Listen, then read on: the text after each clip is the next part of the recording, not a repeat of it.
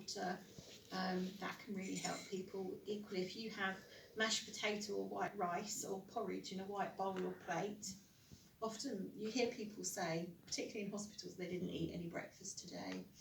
But it could actually have been they couldn't see that they had breakfast because it just looks white. And so you notice it as well because it's actually against a white screen.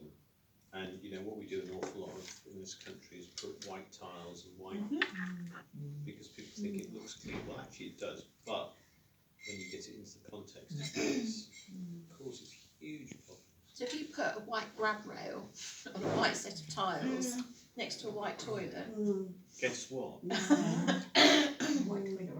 White toilet roll, and then we wonder why people get caught short or feel insecure.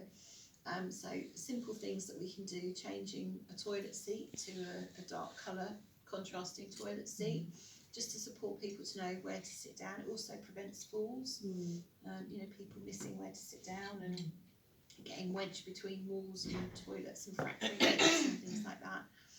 Contrasting grab rails, things like that can be hugely important.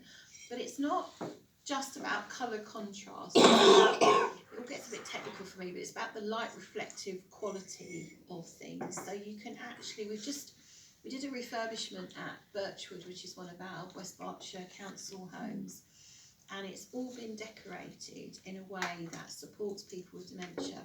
But if you looked at it, I think when we first talked about it, everybody thought we were going to have like, you know, I don't know, green walls with red stripes and it would all be this, but actually they're beautifully muted colours. But it's because the paints that have been chosen have got different light reflective qualities. So to you and I, it looks like a really calm and restful environment.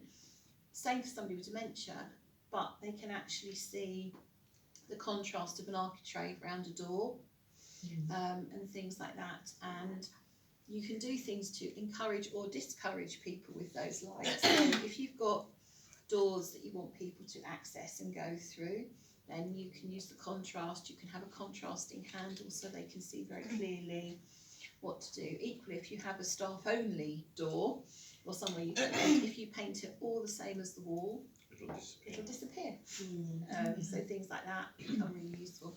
There's a little trick you can do. If you've got a smartphone and you put your camera into black and white mode and you hold that up, that's very often the level of contrast that somebody with a visual impairment or dementia can see, and it's really interesting to do it around your home and see the things. Sometimes it's really not the obvious things